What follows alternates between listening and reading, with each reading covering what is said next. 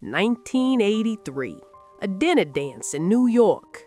Salvatore Ravellino and his wife were enjoying the evening, dancing, eating, socializing. What they didn't know was that outside in the parking lot, FBI agents were breaking into their Jaguar, installing an electronic surveillance device inside the dashboard. That bug would record hundreds of conversations between Avellino, between his boss, Anthony "Tony Ducks" Corallo, between other mobsters as they drove around New York conducting business. Those recordings would expose the Mafia Commission, provide evidence of murders, extortion, labor racketeering, and conspiracy. And they'd send Anthony Corallo to prison for 100 years. Corallo would spend decades avoiding convictions. Arrested over a dozen times, none of the cases made it to trial. He was so good at ducking prosecution that his boss gave him a nickname, Tony Ducks.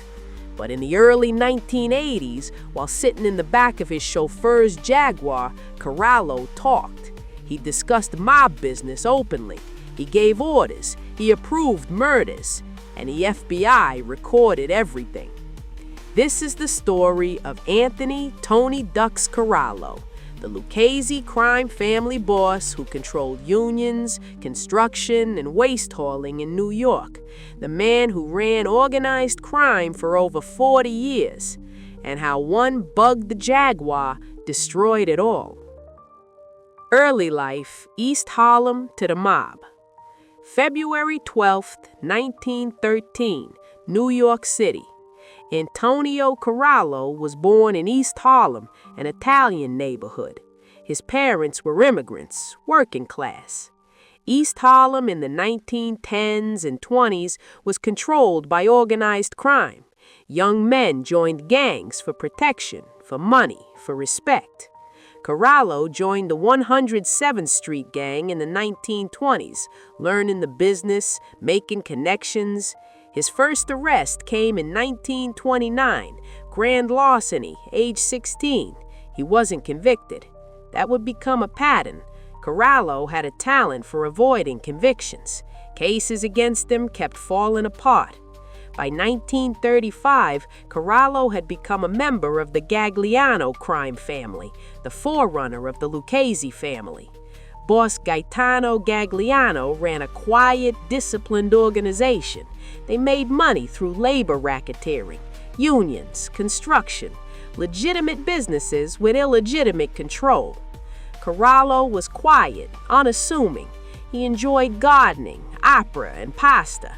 He didn't dress flashy, didn't draw attention. He looked like a regular businessman, but he was building power, making connections, learning how to control unions.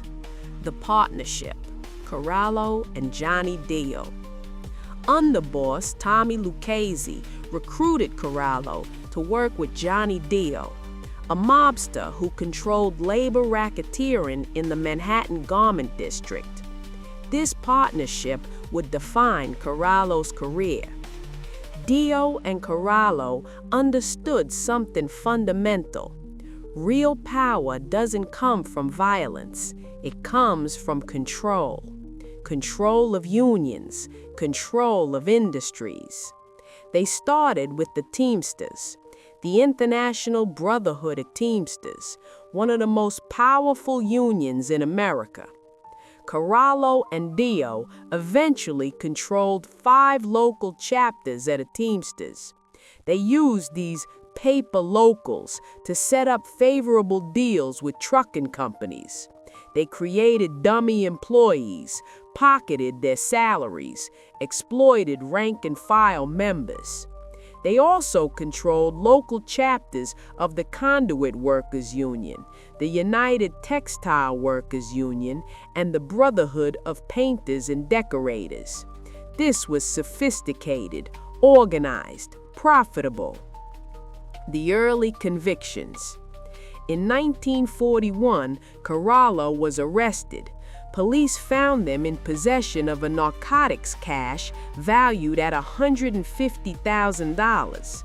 He was convicted, sent to Rikers Island for 6 months. This taught him a lesson. Narcotics brought federal heat, long sentences. Corallo decided to focus on crimes harder to prosecute: labor racketeering, union corruption, bribery.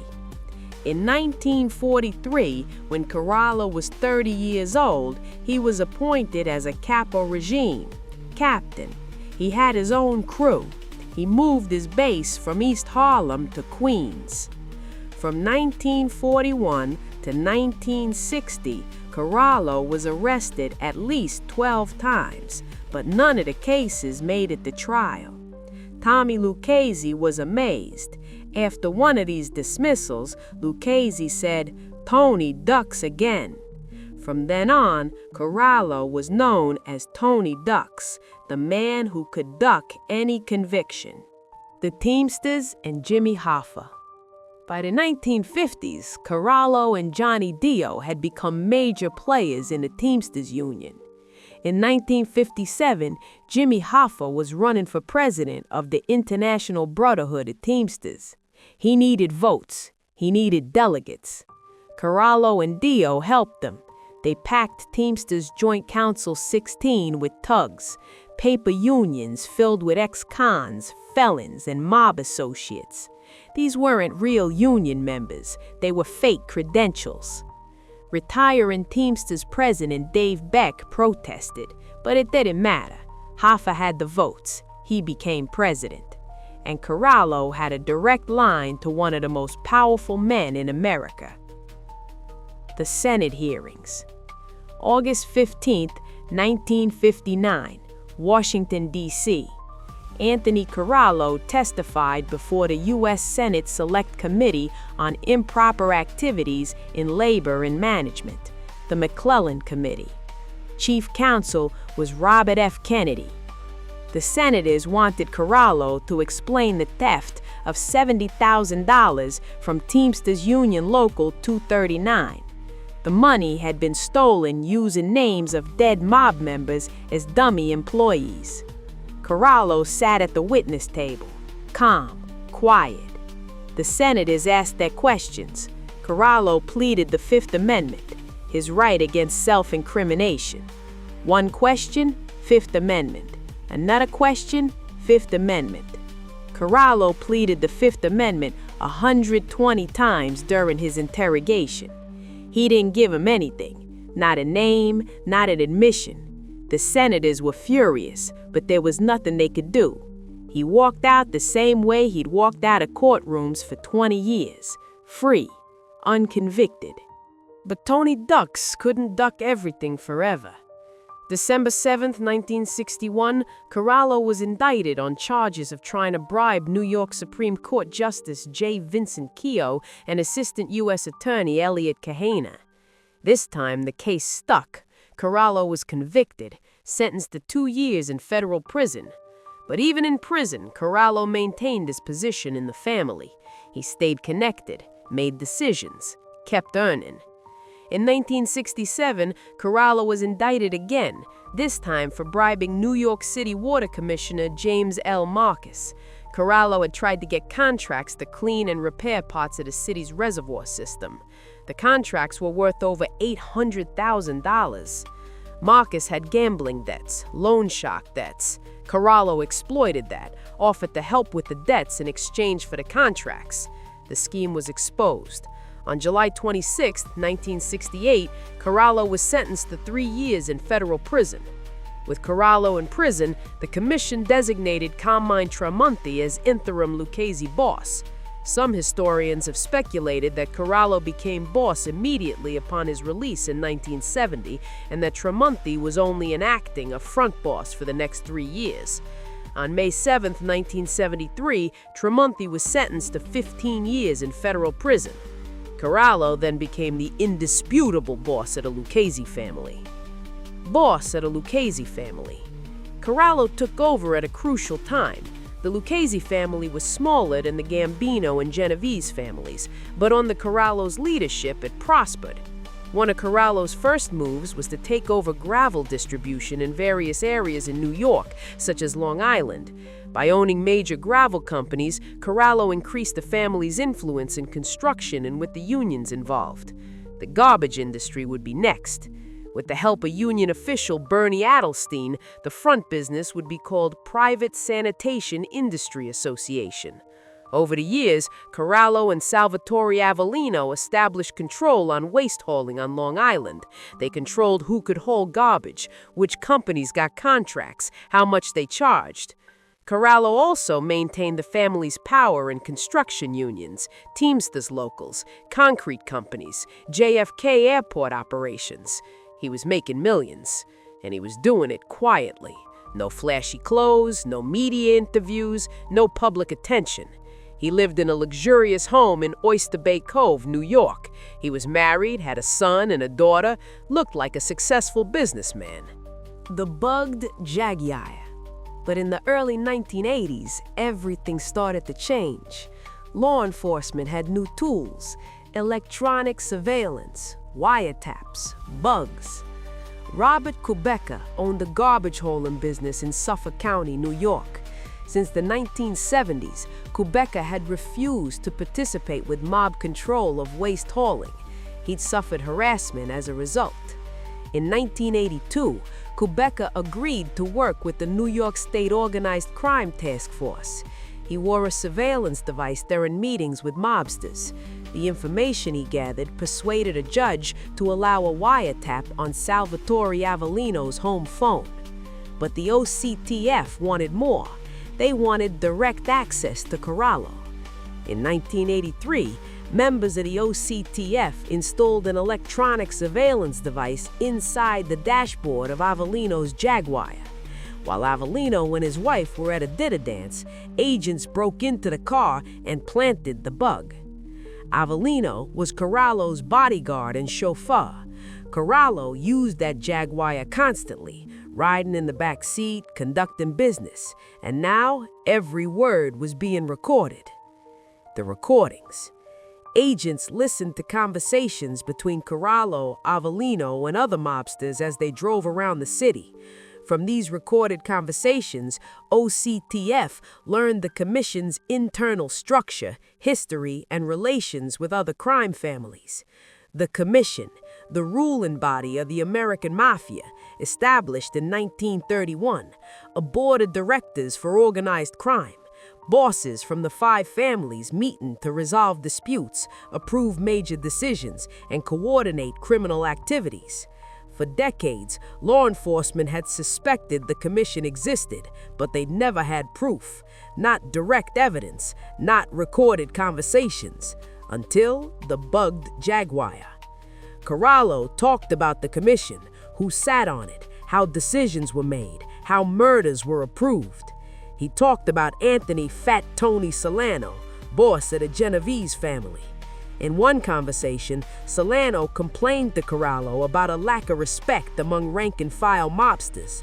"Listen, Tony," Solano said, "if it wasn't for me, there wouldn't be no mob left. I made all the guys, and everybody's a good guy. This guy don't realize that?" Corallo agreed, then offered his solution. "Shoot him, get rid of him, shoot him, kill him. It's disgusting." These weren't vague discussions. These were explicit conversations about murders, extortion, and mob operations. Corallo, known for being gruff and close-mouthed, was caught on tape talking at length and in detail about mob business. The man who'd spent his entire career avoiding prosecution was providing the government with everything they needed to convict him. The investigation expanded. The information from the bugged Jaguar was shared with federal prosecutors. They realized they had something unprecedented: evidence of the commission, direct proof that the 5 families operated as a coordinated criminal enterprise. This wasn't just about Corallo. This was about dismantling the entire structure of organized crime in New York.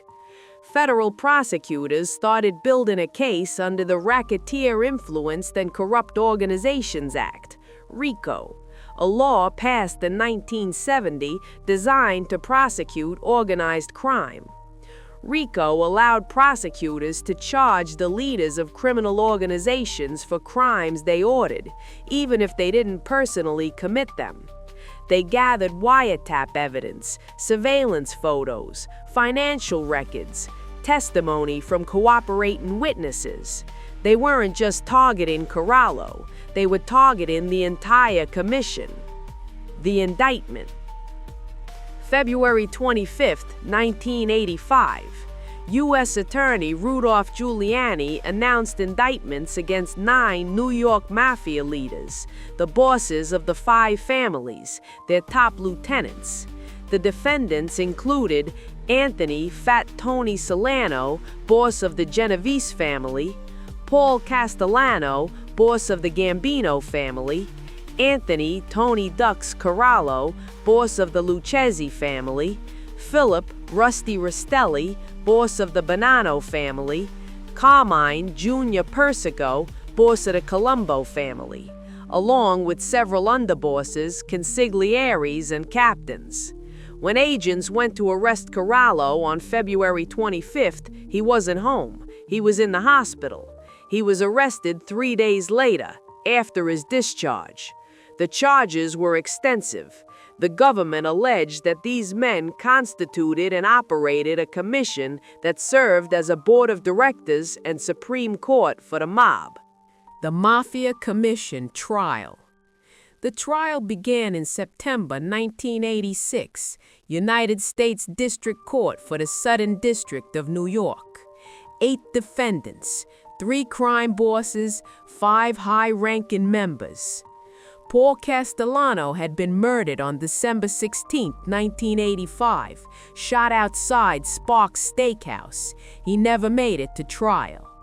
That left 8 defendants: Anthony "Fat Tony" Solano, Anthony "Tony Ducks" Corallo, Carmine Jr. Persico, Salvatore "Tom" Mix Lucchese underboss, Christopher "Christy" Pick Fornari, Lucchese consigliere, Gennaro "Jerry" Lang, acting Colombo boss, Ralph Scopo, Colombo soldier, Anthony Bruno Indelicato, Bonanno soldier. The trial lasted 10 weeks. The Manhattan courtroom was packed every day. This was the biggest organized crime trial in American history. Lead prosecutor was Michael Chertoff. He presented the government's case methodically. 85 witnesses testified. 150 tape recordings were played for the jury. The government presented evidence of 3 murders: the murder of Carmine Galante in 1979, the murder of Leonard Coppola, killed along with Galante, the murder of Alphonse "Sonny" Indelicato in 1981. The prosecution argued that the commission approved these hits, that the bosses ordered them. The tapes. The recordings from Corallo's Jaguar were devastating. The jury heard Corallo discussing mob business, approving decisions, talking about murders, coordinating with other families. They heard Fat Tony complaining about disrespect, Corallo suggesting they shoot him, kill him. They heard discussions about construction contracts, union control, extortion schemes. These weren't coded conversations. These were explicit discussions of criminal activity. Corallo's own words convicted him. The defense. Carmine Persico represented himself. He believed he could convince one juror to reject the prosecution's case. One holdout would result in a hung jury. Persico mocked the prosecution. He ridiculed their evidence. The jury laughed. Persico argued there was no evidence against him. He wasn't on any tape recordings, but the prosecution had other evidence: witnesses, financial records. The other defendants had lawyers, but the evidence was overwhelming. The verdict. After 6 days of deliberations, the jury reached a verdict. November 19th, 1986. The courtroom was packed. Defendants, lawyers, press, family members, law enforcement. Judge Richard Owen read the verdicts. Guilty. All 8 defendants were convicted of racketeering on November 19, 1986.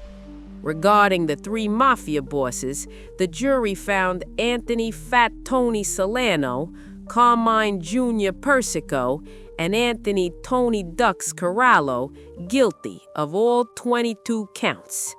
The defendants were denied bail. Judge Owens said he feared they might seek revenge. January 13, 1987, Sentencing Day. Judge Richard Owen explained he was not only sentencing the men, but overall crime. Anthony Fat Tony Solano, 100 years in prison, $240,000 in fines. Carmine Jr. Persico, 100 years in prison, $240,000 in fines. Anthony Tony Ducks Corallo, 100 years in prison, $240,000 in fines. The maximum possible sentence under RICO law. Salvatore Santoro, 100 years, $240,000. Christopher Fernari, 100 years, $240,000. Gennaro Langella, 65 years, $240,000. Ralph Scopo, 100 years, $240,000. Anthony Indelicato, 40 years, $50,000. Corallo was 73 years old. A 100-year sentence was effectively life in prison. Before the end of the trial, Corallo realized he would die in prison. He engineered a peaceful transition of power. He selected Vittorio Vic Amuso to become the new boss. The aftermath for Robert Kubecka, the garbage hauling business owner who'd worked with law enforcement, who'd worn a wire. August 10, 1989. Kubecka and his business partner Donald Barstow were murdered, shot to death in their office in West Islip, New York. The mob had found out. Kubecka had refused to participate with mob control. He'd cooperated with law enforcement.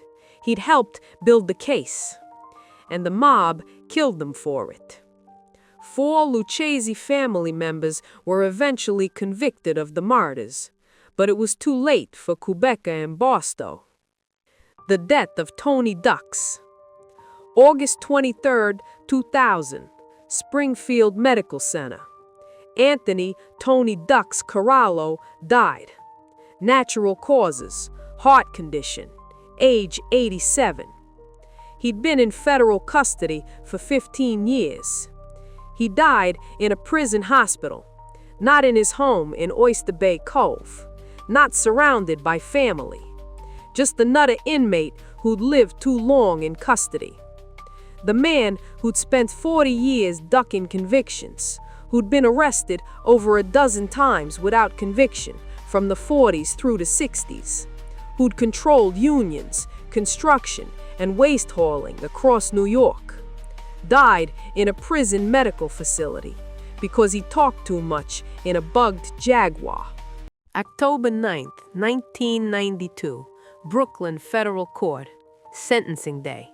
Vittorio Vic Amuso stood before Judge Eugene Nickerson, age 57, boss of the Lucchese crime family, convicted on all 54 counts, 9 hits, 3 attempted hits, racketeering, extortion, labor corruption, gambling, tax fraud. The government wanted life in prison, no parole, no mercy. Amuso asked for none. He stood silent, stone-faced, cold. Judge Nickerson handed down the sentence: life imprisonment without possibility of parole, plus 455 years, plus $250,000 in fines. 455 years, in case the life sentence wasn't enough. 25 years later, Amuso is still alive, age 83, still in federal prison, still officially the boss of the Lucchese crime family, still giving orders from his cell.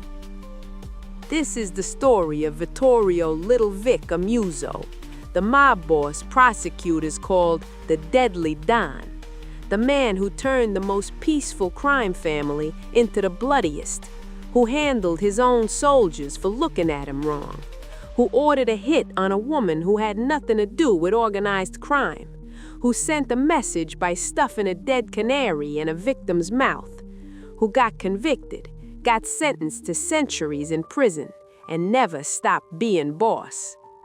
The beginning. November 4th, 1934, Canassi, Brooklyn. Vittorio Amuso was born into an Italian neighborhood controlled by the mob. Tommy Gagliano and Tommy Lucchese ran what was then called the Gagliano crime family, the Lucchese family forerunner. Amuso grew up surrounded by wise guys, respected, feared, powerful. He watched how they operated, how they commanded respect, how they made money. He wanted that life. Late 1940s, teenage Amuso got introduced to Anthony Tony Ducks Corallo, a prominent Kappa regime in the Lucchese family. Corallo saw potential in the young tough from Canassi. Amuso was short, stacky, 5'6", about 150 pounds. They started calling him Little Vic, but there was nothing little about his ambition or his capacity for violence. The Colombo years, 1950s. Amuso got introduced to Joseph Crazy Joe Gallo, Colombo crime family mobster operating out of Brooklyn. Gallo made Amuso into the Colombo family. Amuso became a soldier, an enforcer. Early 1960s, the Gallo brothers declared war against boss Giuseppe Joe Profaci. Profaci had cut into Gallo's profits. The Gallos wanted what they felt they deserved: war. Amuso allegedly handled several members of a Profaci faction during the conflict, but he got sloppy, got caught. Early 1960s, Amuso was sent to prison along with Joey Gallo and a dozen others, extortion charges. He did his time, got out. June 28, 1971, Joseph Colombo was shot, paralyzed. April 7, 1972, Joe Gallo was shot at Umberto's Clam House in Little Italy, his 43rd birthday, celebrating, then gone. The Colombo family was in chaos. Gallo crew members defected to other families. Amuso went with them. The Lucchese connection. 1972, Amuso joined the Lucchese crime family as an associate. He became part of the 19th Hole Crew, run by Christy Tick Fanari. Fanari recognized Amuso's potential, the same potential Corallo had seen years before. Amuso met Anthony Gaspipe Casso, another Fanari protege. The two became close, partners, a deadly duo. They specialized in burglaries, high-end jobs, banks, jewelry stores, anything with a big payoff. They were part of the Bypass Gang, named for their ability to bypass alarm systems. The crew made over $100 million in stolen merchandise across the 1970s. December 21, 1972, Amuso was arrested outside the house on Morgan Avenue, a front for a kickback scheme, selling parole palls to inmates for up to $20,000. He was carrying a switchblade and a file folder of parole documents. Got charged, did some time, got out. Getting made. 1977, Amuso became a made man in the Lucchese family, officially inducted. May 30th, 1977. Less than a month later, Amuso was arrested with Anthony Casso, drug trafficking ring, smuggling heroin from Bangkok, Thailand. 3 pounds of heroin in Amuso's possession. The operation was headed by Amuso, Casso, and 2 other Lucchese associates. They were all sent to prison. Rise to capo. 1980. Christopher Funari was promoted to consigliere of the Lucchese family. Amuso succeeded him as capo of the 19-hole crew. Funari had actually wanted Casso to succeed him, but Casso preferred to become Funari's aide-de-camp. Casso wanted that position, close to power, learning, observing. Amuso took over the crew instead, started running operations in Brooklyn, gambling, loan sharking, extortion, labor racketeering. April 13, 1986, Frank DeSico, underboss at a Gambino family, was handling a problem outside a social club in Brooklyn. A bomb planted under his car exploded. DeSico was blown apart, gone instantly. The bomb had been planted by Herbert Pate, a Genovese associate, but Amuso, Casso, and Amuso's brother Robert watched from a parked car nearby. The target was allegedly John Gotti, Gambino boss, but Gotti switched cars at the last minute. DeSico got in the wrong car. The Windows Case, 1978 through 1990. 4 of New York's 5 families, Gambino, Colombo, Genovese, and Lucchese, created a cartel.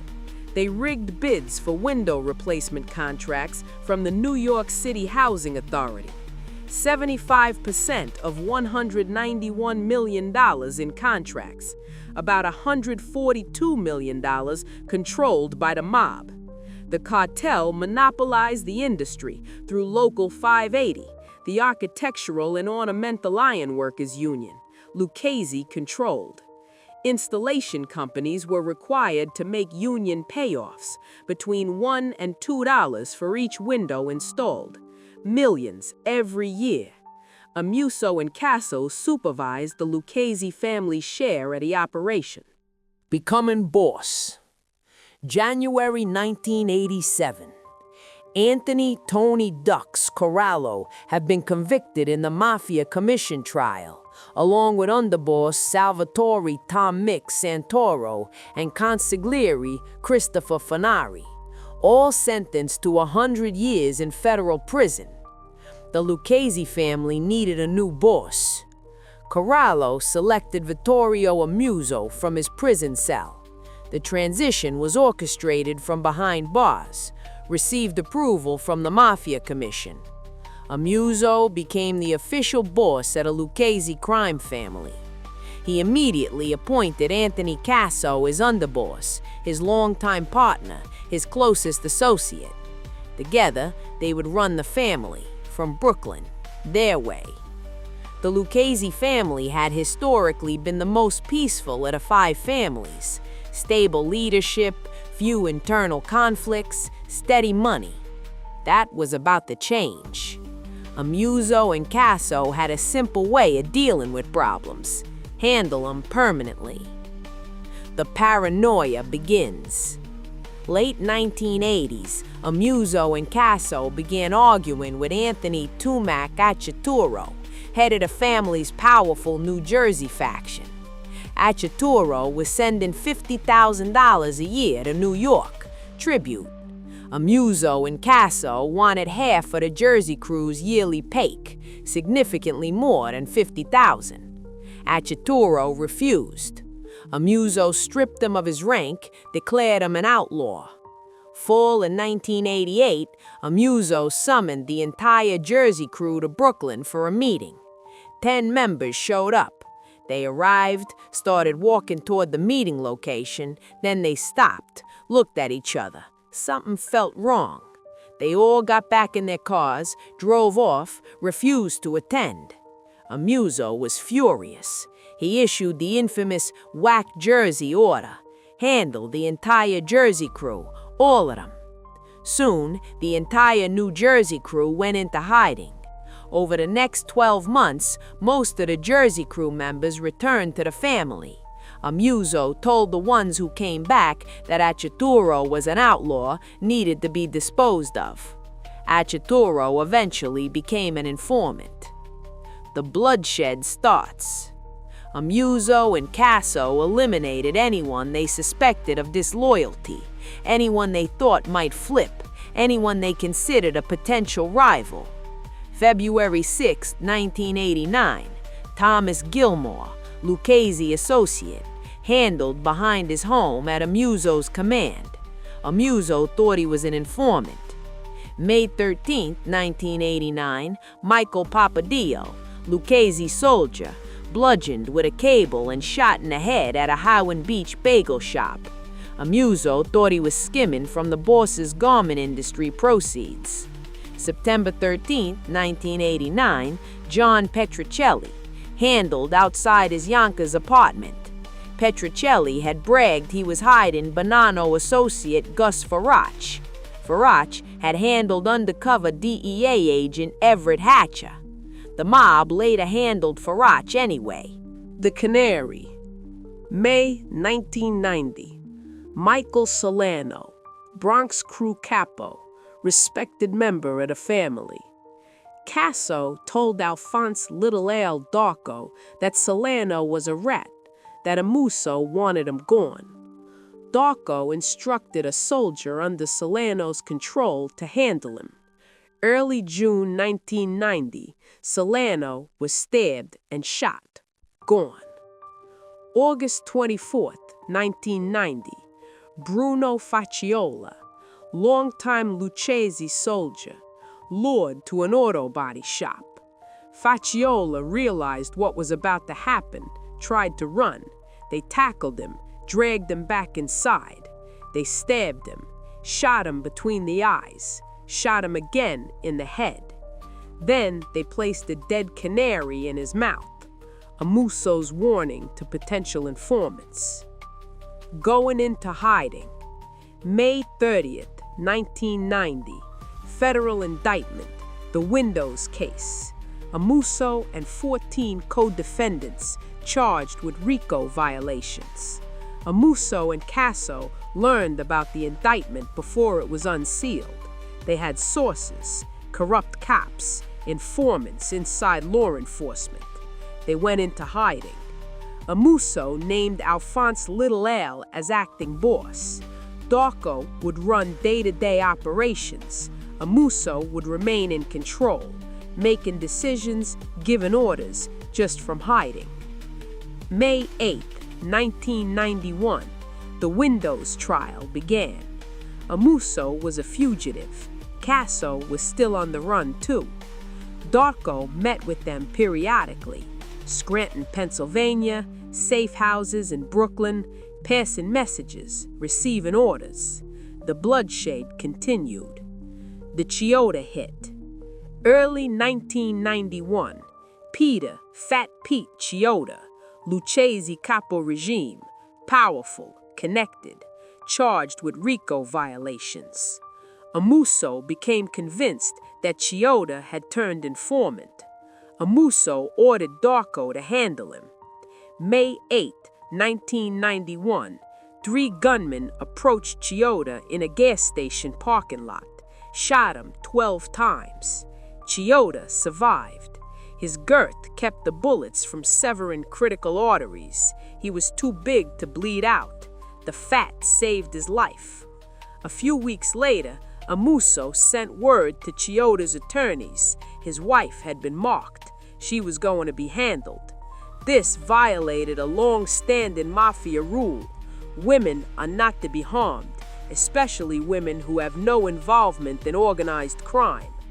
Later, a hit team nearly handled Chioda's sister, Patricia Capozzalo, outside her Gravesend, Brooklyn home, March 10, 1992, as she dropped her children off at school. She survived the ambush. The move backfired spectacularly. Chioda became a government informant, agreed to testify against Amuso and others. He revealed details of the entire Windows case, several hits, conspiracy charges, loan sharking, extortion, money laundering, drug trafficking. The paranoia deepens.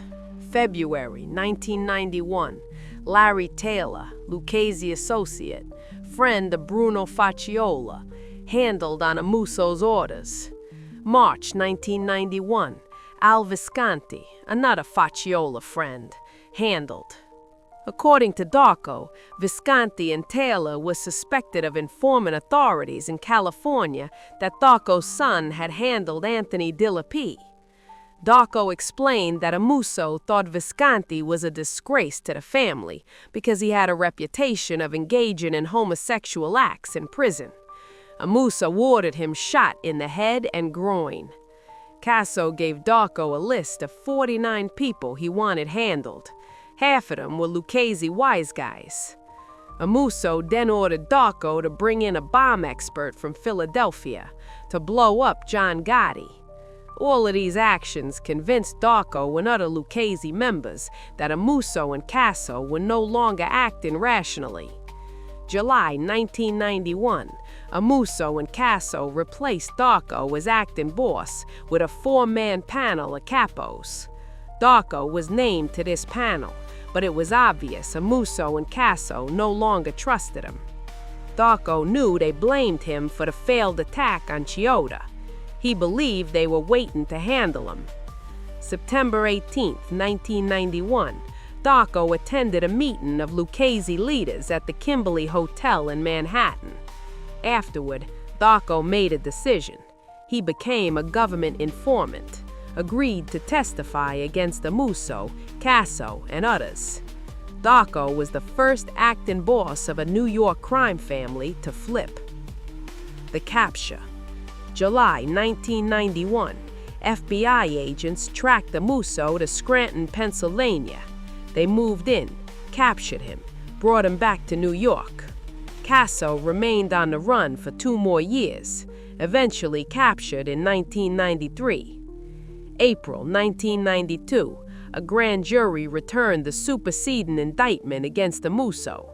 In addition to the Windows case, charges in the indictment charged him with tax fraud conspiracy and 14 hits, attempted hits, and conspiracies, at least 5 of which were committed while Amuso was a fugitive.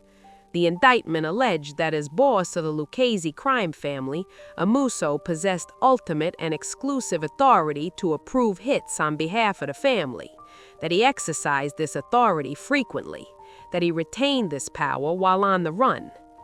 The trial began. Brooklyn Federal Court. The government's case was devastating. Alphonse Darko testified, former acting boss, longtime friend. He explained Amuso's role in multiple hits, the paranoia, the constant violence, the dead canary in Facciola's mouth. Peter Chiyoda testified, described the attempt on his life, the threats against his wife and sister, Amuso's complete disregard for Mafia rules. Other cooperators testified, built a comprehensive picture of Amuso's reign of terror. June 15, 1992, the jury returned guilty verdicts on all 54 counts, 9 hits, 3 attempted hits, racketeering, extortion, gambling, labor corruption, tax fraud, all guilty. October 9, 1992, sentencing. Judge Eugene Nickerson, life imprisonment without possibility of parole, 455 years, $250,000 in fines. Amuso showed no emotion, stone-faced, cold. He was 57 years old. He would never see freedom again. But he never stopped being boss. Prison power. Federal Correctional Complex, Butner, North Carolina.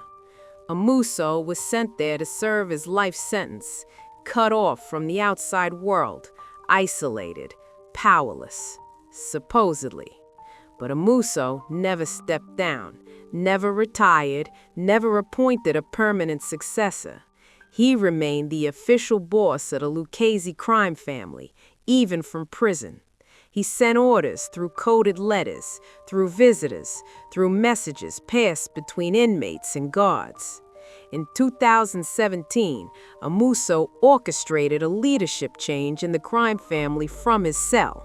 The feds documented it, recorded it, but couldn't stop it. Amuso appointed acting bosses, shifted power between the Brooklyn faction and the Bronx faction, made strategic decisions about rackets, approved promotions, sanctioned the motions. He ran the family from behind bars, just like Carmine Persico had run the Colombo family from prison, just like bosses before them. The government could take him off the street, but they couldn't take his title, his authority, his power. Because in a mafia, the boss is the boss until he dies, or until the commission removes him, or until he steps down voluntarily. Amuso did none of those things. The betrayals. Anthony Gaspipe Casso, Amuso's underboss, his closest partner, his most trusted associate. 1994, Casso became an informant, agreed to cooperate with the government. But Casso was unreliable. He lied, contradicted himself, got caught fabricating testimony. The government withdrew his cooperation agreement. Casso went to prison anyway, life sentence. He blamed Amuso for his arrest, claimed Amuso set him up, resented him. The partnership was over, the friendship destroyed. Casso passed away in prison in December 2020, age 78, heart complications from COVID-19. He never reconciled with Amuso. The wife, March 2nd, 2012, Barbara Amuso, Amuso's wife, passed away, age 69. She'd supported her husband throughout the trial, visited him in prison, stood by him for decades. When she passed, Amuso sent out word from prison. He wanted everyone to show up for the wake. March 2nd, 2012, James Romanelli Stephen Funeral Home, Rockaway Boulevard, Ozone Park. Standing room only. The Lucchese's showed up en masse, a sprinkling of Gambinos from Howard Beach, where both John Gotti and Amuso had lived. Amuso couldn't attend. He was in federal prison in North Carolina, but his presence was felt, his authority recognized. Barbara Amuso was laid to rest the following day at St. Charles Cemetery in Farmingdale. The truth. Vittorio Amuso has been the boss of the Lucchese crime family since 1987, 30 years and counting. He's been in federal prison since 1992, 25 years behind bars. He's serving life imprisonment plus 455 years. He's 83 years old, wheelchair-bound, nearly blind, in constant pain, and he's still the boss. The feds can take a gangland chief out of circulation, but they can't take his Mafia crown away from him. Amuso never stepped down, never appointed a permanent successor, never lost his authority. He runs the family from his cell, makes decisions, approves promotions, orchestrates leadership changes. The government knows it, the FBI knows it, the other families know it, but they can't stop it. Because in the Mafia, power isn't about freedom, it's about respect, authority, fear. Amuso has all three, even from behind bars. His reign has been one of the bloodiest in Mafia history. 9 confirmed hits, 3 attempted hits, dozens more suspected. The paranoia, the violence, the complete disregard for Mafia rules. He ordered a hit on a woman who had nothing to do with organized crime, violated one of the oldest codes because he was paranoid, because he thought it would send a message. He turned the most peaceful crime family into a slaughterhouse, handled his own soldiers, his own capos, anyone he suspected of disloyalty. He got caught, got convicted, got sentenced to life plus 455 years, and he's still in charge. Vittorio Little Vic Amuso, the deadly Don, the man who got 455 years and never stopped being boss. Age 83, still in federal prison in Butner, North Carolina, still giving orders, still running the Lucchese crime family. That's how the deadly Don operates, even from a cell. July 12th, 1979, Bushwick, Brooklyn, 2:45 in the afternoon. Carmine Galante sat on a back patio of Joe and Mary's Italian-American restaurant, finishing lunch, grilled fish, salad, a jug of red wine. A cigar clenched between his teeth, like always. 2 bodyguards stood nearby, young, Sicilian, wearing leather jackets despite the heat. They'd been with Galante all day. They were supposed to protect him. 3 men in ski masks walked onto the patio. Shotguns, handguns, they opened fire. Galante died where he sat, the cigar still in his mouth. The bodyguards didn't move, didn't fight back, didn't even try. They'd sold him out. This is the story of Carmine Galante, the man who built the heroin empire, who defied every mob boss in New York, who thought he was untouchable, who said out loud that nobody would ever dare come for him. He was wrong. The beginning, February 21st, 1910, East Harlem, Manhattan. Camillo Carmine Galante was born in a tenement building on Stanton Street.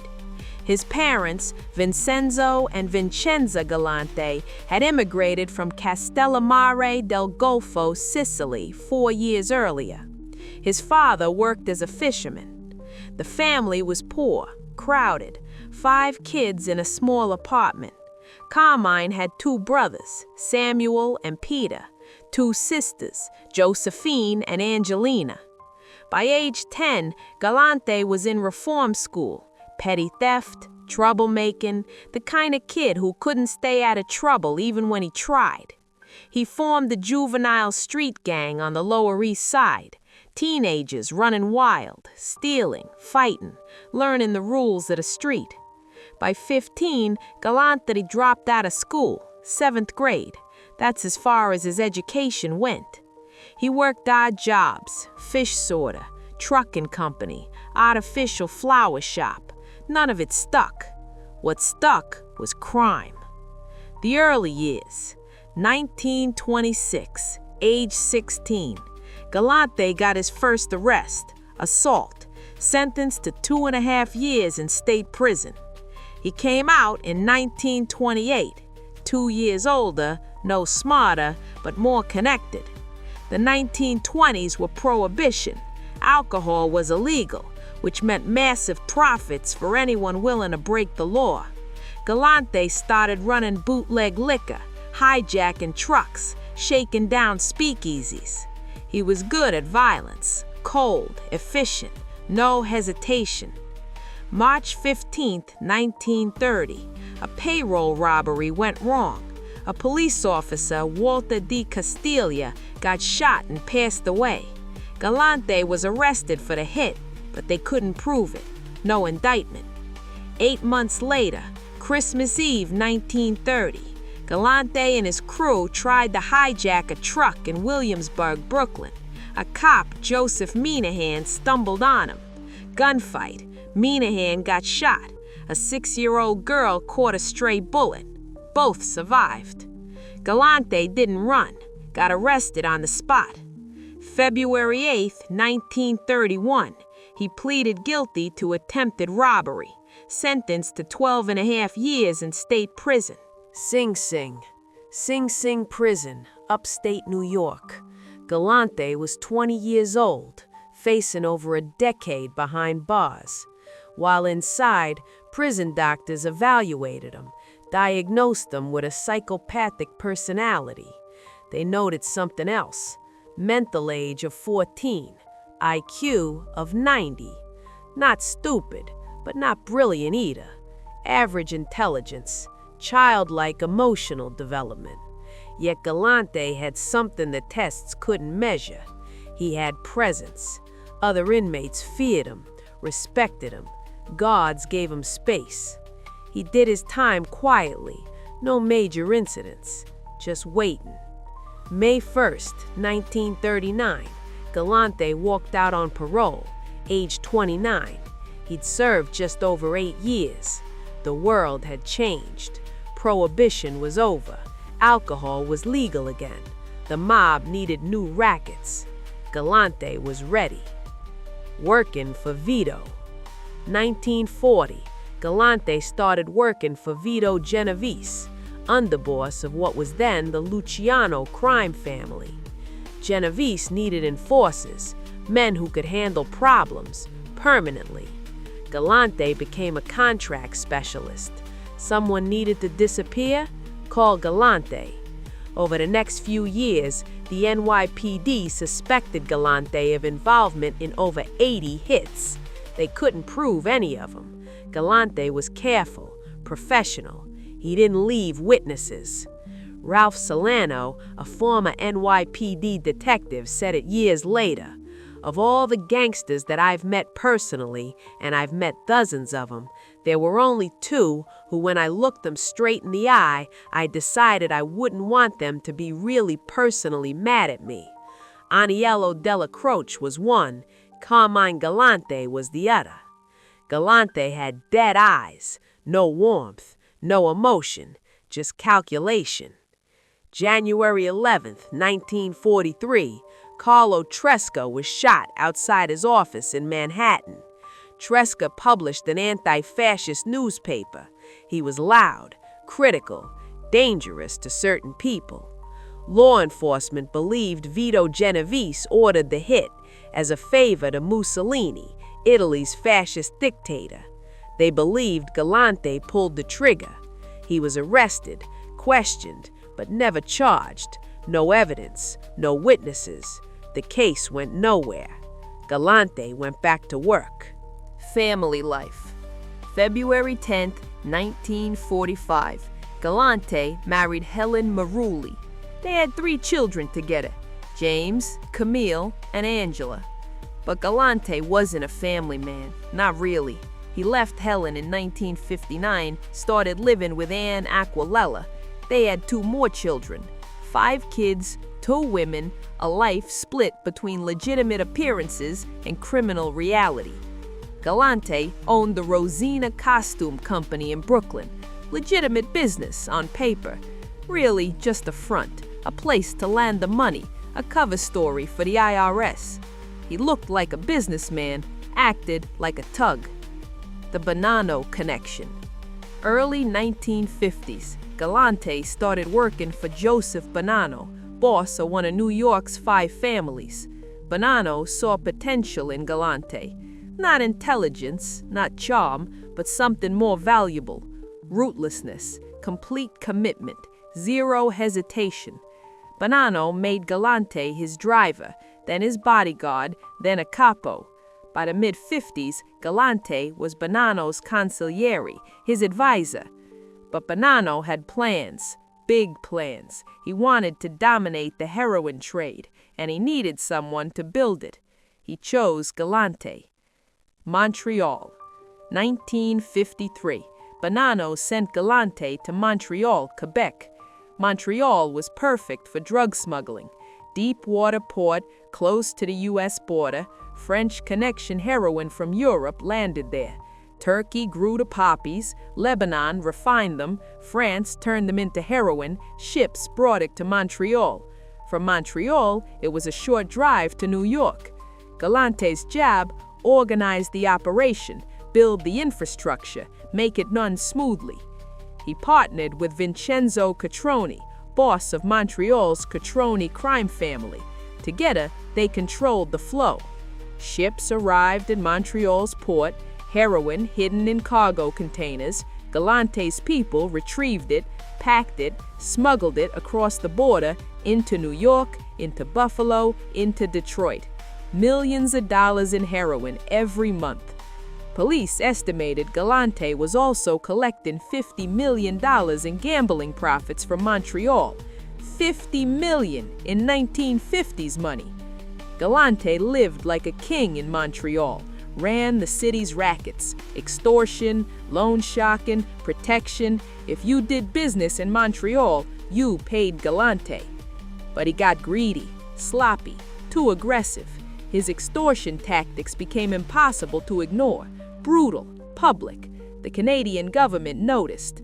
April 1956, Canada deported Galante, kicked him out, sent him back to the United States. But the damage was done. Galante had built the pipeline. The French Connection was operational. Heroin flowed from Europe through Montreal into America, and Galante controlled it. The Palermo meeting. October 1957, Palermo, Sicily. Joseph Bonanno and Carmine Galante attended a meeting at the Grand Hotel des Palms, a summit. Mob bosses from America and Sicily gathering to discuss business. Lucky Luciano was there, living in exile in Sicily, still powerful, still connected. Giuseppe Genco Russo led the Sicilian delegation, old school mafia, respected, feared. The topic? Heroin. How to import it, how to distribute it, who gets what, who pays whom. An agreement was reached. The Sicilian mafia would smuggle heroin into the United States. The Bonanno family would distribute it. Galante left that meeting with more power than ever. He was the Bonanno family's heroin czar, the architect of the operation. He also left with an idea. He started recruiting young Sicilian men, bringing them to America. Men from his father's hometown, Castellanamare del Golfo. The American mobsters called them Zips. Nobody knows exactly why. Some said it was because they spoke Italian so fast. Others said it was just a slur. Didn't matter. Galante trusted the Zips more than he trusted American-born gangsters. The Zips were disciplined, loyal, willing to do anything. He used them as bodyguards, contract specialists, drug traffickers. That trust would eventually get him taken care of. The arrest. 1958, federal indictment, narcotics conspiracy. Galante went into hiding. June 3, 1959, New Jersey State Police pulled over a car on the Garden State Parkway. Galante was inside. The FBI had tracked them to a house on Pelican Island off the Jersey shore. They'd been watching, waiting. He posted a $100,000 bail, walked out. May 18, 1960, second indictment, more narcotics charges. The trials. November 21, 1960, first trial began. One of Galante's co-defendants, William Bentvena, a Gambino made man. Years later, Henry Hill's crew would handle him, but that was still years away. The trial was chaos. Galante and his co-defendants disrupted everything, jumped up, made speeches, threw chairs, intimidated jurors. The jury foreman fell downstairs in an abandoned building, middle of the night, broke his back, couldn't continue. There was no question but that he was pushed, said William Tendy, a former assistant U.S. attorney. May 15, 1961, mistrial declared. Galante got 20 days in jail for contempt of court, nothing more. But the government wasn't done. Second trial, 1962. This time, prosecutors were ready. Leg irons, straitjackets, gags. They weren't letting Galante disrupt the courtroom again. July 10, 1962. Convicted. Conspiracy to violate narcotics laws. Sentenced to 20 years in federal prison, $20,000 fine. Galante was 52 years old. Looked like his criminal career was finished. He had other plans. Prison power. Galante served time in multiple facilities. Federal Detention Center in New York, Alcatraz, Lewisburg Penitentiary in Pennsylvania, Leavenworth. Finally, Atlanta Federal Penitentiary. At Lewisburg, Galante had his own cell in G Block. Inmates called it Mafia Row, where the bosses lived. He wasn't just doing time, he was maintaining power. Galante developed a passion for gardening, growing plants and flowers in the prison greenhouse. Spent hours there, peaceful, quiet, a strange hobby for a stone-cold enforcer. He also enjoyed luxuries most inmates never saw. Choice cuts of meat from the prison butcher, special treatment from guards, respect from other prisoners. Galante ran things inside just like he ran things outside, with fear, with presence, with the understanding that crossing him had consequences. While Galante was locked up, the Bonanno family descended into chaos. The Banana War, internal fighting. Joe Bonanno was forced out by the commission. Leadership changed hands multiple times. Natali Evola became boss, passed away in 1973. The commission appointed Philip Rusty Rastelli, but Rastelli was weak, temporary, a placeholder. January 1974, Galante was released on parole, served 12 years, 8 years off for good behavior. He walked out of Atlanta Federal Penitentiary, age 64. Most men that age retire, fade away, not Galante. The return. Galante came back to a changed world. The Bonanno family was in this array. Rastelli was officially the boss, but he had no real power, no respect, no fear.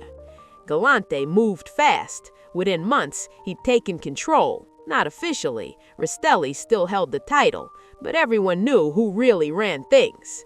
Galante was the acting boss, the street boss, the man calling the shots, and he had plans. First, revenge.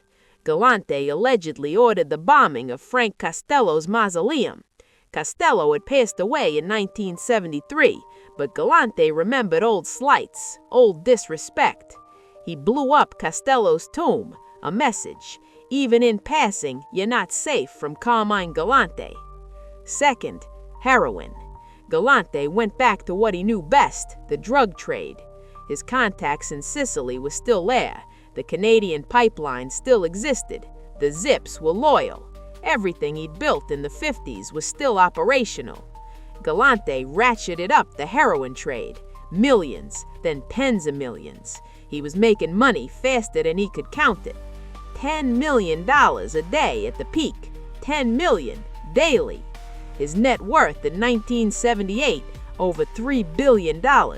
In today's money, that's about $25 billion.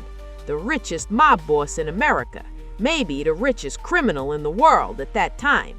The refusal. Traditional mafia rules said share the profits. Bosses were supposed to kick money up to the commission, spread wealth across the families, keep everyone happy, maintain balance. Galante refused. He kept everything. The heroin profits belonged to him, to the Bonanno family, to nobody else. The other families got angry. Carlo Gambino, boss of the Gambino family. He hated drugs, thought they brought too much heat, too much federal attention, and Galante was flooding New York with heroin. Frank Thierry, boss of the Genovese family, he wanted a piece of the drug trade. Galante told him no. Even Paul Castellano, Gambino boss after Carlo passed away, Castellano wanted in. Galante refused him too. Galante didn't just refuse him, he expanded. He muscled into their territories, took over distribution networks, recruited their people. Between 1974 and 1979, Galante allegedly ordered the hits on 8 Gambino family members. 8, eliminating competition, taking what he wanted. Lieutenant Remo Franceschini, head of the NYPD's Organized Crime Intelligence Section, said, "Not since the days of Vito Genovese has there been a more rootless and feared individual. The rest of them are copper. He is pure steel." Pure steel. That's what Galante had become. But steel breaks when you push it too hard. The arrogance. Galante walked through Little Italy like he owned it, because he did. He wore expensive suits, always had a cigar, never showed fear, never looked over his shoulder. He told associates he was becoming the boss of bosses, the most powerful mobster in America, more powerful than the commission itself. That was a threat, a direct challenge to the entire mafia power structure. The commission existed to prevent one boss from becoming too powerful, to maintain balance, to avoid another Salvatore Maranzano situation. Galante didn't care. He wanted it all. His own bodyguards heard him say it. "No one will ever come for me." They wouldn't dare. Arrogance or confidence, hard to tell the difference. Either way, he was wrong. The Conspiracy.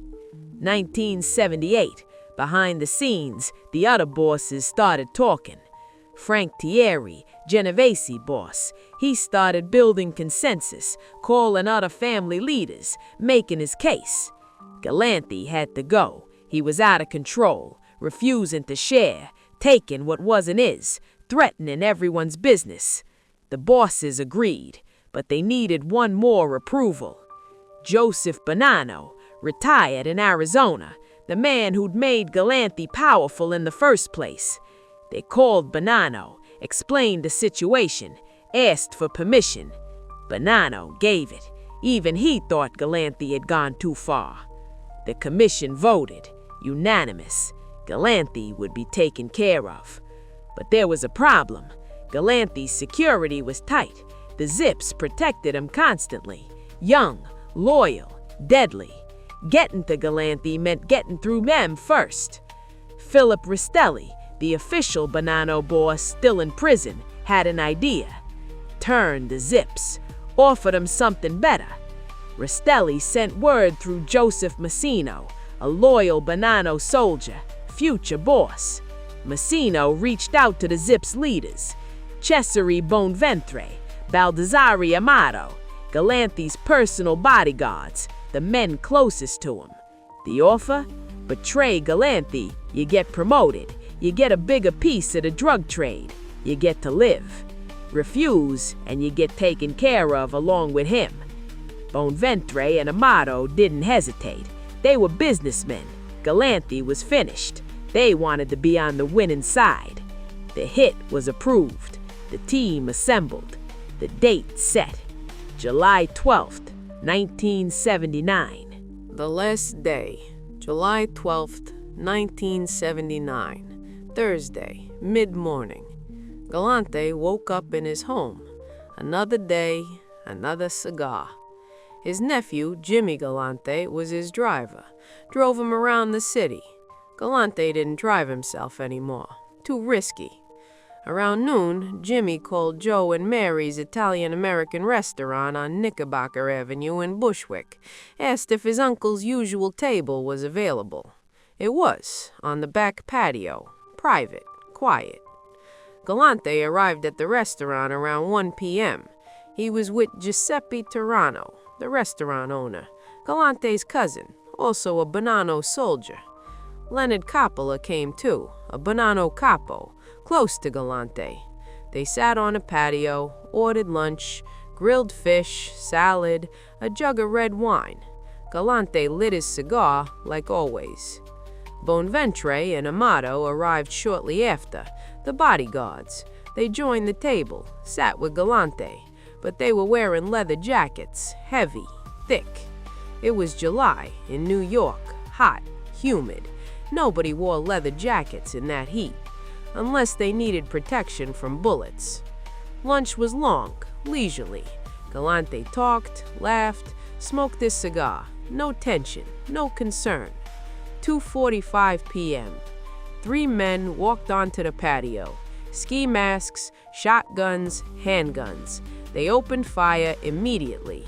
The first blast hit Galante in the upper chest, shotgun, close range, blew him backward out of his chair. More shots. A bullet pierced his left eye.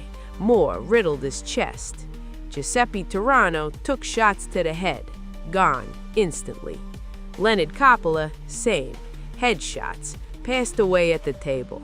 The shooting lasted seconds, then silence. Bonventre and Amato stood there, untouched, not a scratch. They'd moved out of the line of fire just before the shooting started. They didn't draw weapons, didn't fight back, didn't try to save Galante. They just watched, then walked away. The 3 shooters disappeared, out through the restaurant, into a waiting car, gone. The scene. Police arrived within minutes. They found 3 bodies on the patio, blood everywhere, shell casings, shattered glass. Carmine Galante lay on his back, eyes open, cigar still clenched between his teeth. The photo would make front pages around the world.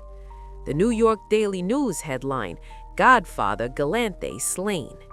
The New York Post ran the crime scene photo, Galante dead with his cigar, iconic, disturbing, perfect tabloid fodder. Giuseppe Tarano's daughter, Mary, found the bodies, came out to the patio, saw her father, saw Galante, saw Coppola. "I didn't look at them," she told police later. "I knew who they were." The investigation started immediately, but everyone already knew this was a mob hit, sanctioned, professional. The FBI had suspects within hours. Anthony, Uncle Bruno in Delicato, son of Capo Alphonse Sonny Red in Delicato. Bruno was photographed outside a Manhattan social club hours after the hit, getting congratulated by Gambino underboss Neil Delacroce. Dominic Sonny Black Napolitano, Bonanno Capo, he'd helped coordinate the hit. Dominic Big Trinchera, another Bonanno Capo, beefy, loyal to Rastelli. The three shooters, all identified, but proving it was another matter. The case went nowhere. Nobody talked, no witnesses came forward, the commission's code of silence held. Bruno and Delicato was eventually convicted at the Mafia Commission trial in 1986, not for Galante's hit specifically, for racketeering, for being part of the Mafia Commission's murder enterprise. He served 13 years, got out, went back to the life, eventually got sent back to prison for another Bonanno family hit in 2001. He's 72 now, still behind bars. Cesare Bonventre got promoted, youngest capo in Bonanno family history at 28, joined the Pizza Connection heroin operation, made millions, but by 1984, Messino and Rastelli saw him as a threat, too powerful, too connected to the Sicilians, too dangerous to let live. April 16, 1984, Bonventre was lured to a meeting, shot twice in the head in the car. He fought back, grabbed the steering wheel, tried to crash the car. The hitmen had to fight him off. Eventually, he stopped moving. They stuffed his body into two 55-gallon glue drums. He was 33 years old. Baldassare Amato is still alive, serving life in prison, not for Galante's hit, for an unrelated double homicide. None of them were ever charged with taking care of Carmine Galante. The aftermath. Galante's hit didn't stabilize the Bonanno family. It made things worse. The family split into factions. Sonny Black Napolitano led one side, Sonny Red and Delicato led the other. May 1981, the tension exploded. Sonny Red, Trinchera, and Capo Phil Lucky Giacone were lured to a Brooklyn social club. All three got taken care of. The three capos hit. Sonny Black survived that purge, but not long. He'd made a fatal mistake, let an undercover FBI agent, Joseph Pistone, infiltrate his crew. Pistone became Donnie Blasco, spent years inside the family, gathered evidence. When the truth came out, Sonny Black was finished. His own family handled him. The Bonanno family eventually stabilized under Joseph Messino. He became boss in the early 90s, made the family back up, made it powerful again. But by the early 2000s, Messino became the first sitting New York boss to flip, became a government witness, testified against his own family. The family that Galante had dominated was destroyed from within. The numbers. Law enforcement accused Galante of participation in 80 to 100 hits during his career. They could never prove most of them, but the reputation was enough. He served over 20 years in prison, 12 years for narcotics, 8 years for attempted robbery, 20 years of his life behind bars. He built a heroin empire worth billions, controlled the French Connection, imported tons of heroin into America, destroyed countless lives. He refused to share, refused to compromise, refused to show fear. And it got him taken care of on a restaurant patio with a cigar in his mouth. The lesson. Carmine Galante thought he was untouchable. He said it out loud, believed it completely. He'd survived prison, survived the chaos of the Banana War, built himself back up after everyone thought he was finished.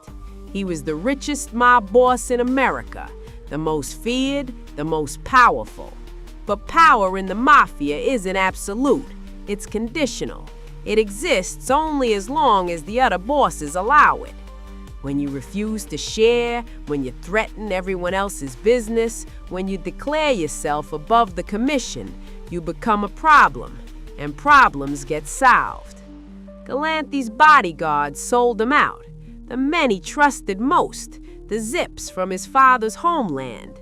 They took a better deal and walked away. No loyalty, no honor, just business.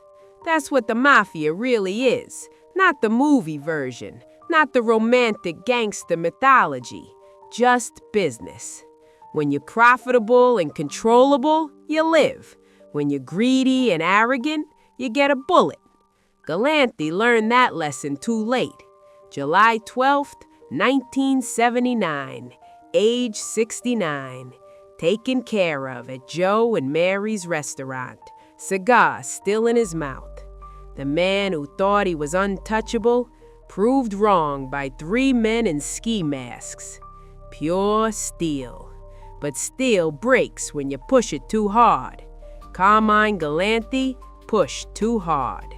February 11th, 1976, San Francisco, California. 25th Avenue, mid-morning. Joseph Barboza walked out of an apartment building, age 43, living under the name Joseph Donati. First person ever placed in the Federal Witness Protection Program.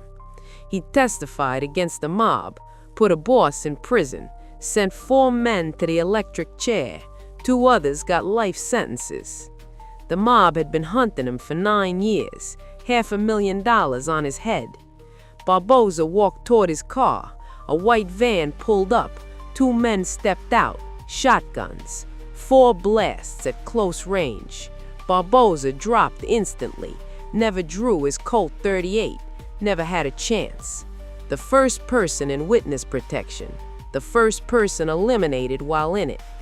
This is the story of Joe the Animal Barboza, the most feared hitman in Boston, the man who bit off part of someone's ear just to make a point, who handled 26 people for the Patriarca crime family, who became the FBI's most valuable informant, who framed innocent men to protect his friends, who thought the government could keep him safe. He was wrong. The beginning. September 20th, 1932, New Bedford, Massachusetts. Joseph Barboza Jr. was born to Portuguese immigrant parents. Father, Joseph Barboza Sr., a middleweight boxer who fought 2 professional matches, then quit. Mother, Palmita Camille, a seamstress. The family came from Valpacos in northern Portugal. Poor, 4 kids, not enough money, too much anger. Young Joe learned early, if you want something, take it. If someone disrespects you, hurt him. Age 13, breaking and entering, first arrest, sent to Lyman State Reform School, same school Albert DeSalvo attended, the suspected Boston Strangler. Lyman was strict, religious, brutal. When Joe came out, he was harder, angrier, more violent. But he also learned to box. The Fighter. 1949, age 17. Barboza turned professional, light heavyweight division. Boxing name, The Byron. First fight, April 18th, 1949, El Paso, Texas, against Rocky Lucero. Barboza knocked him out in the 3rd round. Over 12 years, Barboza fought 11 professional matches, won 8, lost 3, 5 knockouts. His style, orthodox stance, outfighter, known for powerful punches. But boxing didn't pay enough. Between fights, he worked odd jobs, longshoreman, clerk at a fruit stand, hard labor for little money. Crime paid better. Concord, 1950, age 18. Barboza was sentenced to 5 years at Massachusetts Correctional Institution in Concord. Burglary, assault. Prison didn't rehabilitate him, it educated him. He met other criminals, learned their methods, kept boxing, amateur matches inside the prison. 1953 summer, Barboza orchestrated a prison break with 6 other inmates, the largest in Concord's 75-year history. They'd been drinking contraband whiskey, taking amphetamine tablets, overpowered 4 prison guards, stole 2 cars, raced out. For 24 hours, they were free, beat random people on the street, cruised bars in Boston's Scally Square, wandered through Lynn and Revere. Police caught him at a subway station in East Boston, all 7 back in custody. While awaiting trial for the escape, Barboza slugged a prison guard in the cafeteria. No reason. 3 months later, he threw a table at a guard who entered his cell, hit him in the chest. Prison psychiatrists evaluated Barboza. Their diagnosis: psychopathic personality, violent, impulsive, no remorse, no empathy. One doctor wrote, "Barboza is a menace to society." Barboza didn't care. He served his time, got paroled in 1958, age 26. Barboza's Corner, 1958, East Boston. Barboza became a regular at a bar on the corner of Bennington Street and Brook Street. Local criminals started calling it Barboza's Corner. He assembled a crew, small-time burglars and thieves: Joseph Amico, Patrick Fabiano, James Kearns, Arthur Bratzos, Thomas DePrisco, the Dermody father and son team, Carlton Eaton, Edward Gass, Nicholas Femia. Stephen the Rifleman Fleming officially supervised Barboza's crew for the Patriarca crime family. But everyone knew Barboza ran his own show. He was never made, never officially inducted. He wasn't Italian, Portuguese, wrong bloodline. But within 8 years, Barboza earned the reputation as one of Boston's most prolific contract specialists. The mob needed problems handled. They called Barboza the Animal. The nickname came from a bar fight, Revere, Massachusetts, early 1960s. Barboza was drinking at a nightclub. Patriarca underboss Henry Tamilio was there. An older Italian patron didn't like Barboza's crude behavior, told him so. Barboza walked over, slapped them hard across the face. Tamilio shouted, "I don't want you to ever slap that man. I don't want you to touch anybody with your hands again." Barboza stared at Tamilio, then leaned over and bit the man's ear, ripped part of it off with his teeth, spit it on the floor. "I didn't touch him with my hands," Barboza said. They started calling him the Animal. The name stuck. He also developed the signature car, 1965 Oldsmobile Cutlass, rigged to spew thick black smoke from the tailpipe when he pressed the button. When cops tried to tail him, Barboza triggered the smoke. By the time it cleared, he was gone. The Patriarca family. Raymond L.S. Patriarca, boss of the New England crime family, based in Providence, Rhode Island, controlled Massachusetts, Rhode Island, Connecticut, parts of Maine and New Hampshire. Barboza worked for Patriarca, not directly, through intermediaries, but the relationship was clear. When Patriarca needed someone handled permanently, Barboza got the call. Law enforcement estimated Barboza was responsible for 26 hits in his career, maybe more. Ralph Solano, a former NYPD detective who interviewed Barboza, said, "Of all the gangsters that I've met personally, and I've met dozens of them, there were only 2 who, when I looked them straight in the eye, I decided I wouldn't want them to be really personally mad at me. Aniello Della Croce was one. Carmine Galante was the other." Then he paused. Joe Barboza was the third. The McLean-McLaughlin War, Labor Day weekend 1961. Salisbury Beach, Massachusetts. Two Irish gangs from Boston at a party. The Winter Hill Gang from Somerville, led by James Buddy McLean. The McLaughlin Gang from Charlestown, led by the McLaughlin brothers, Bernie, Georgie, and Edward Punchy. George McLaughlin got drunk, hit on the girlfriend of Alexander Bobo Petricone, a Winter Hill associate. Winter Hill guys beat George unconscious, dumped him outside a hospital. Bernie McLaughlin went to Buddy McLean, demanded he hand over the guys who beat his brother, wanted them handled. McLean refused.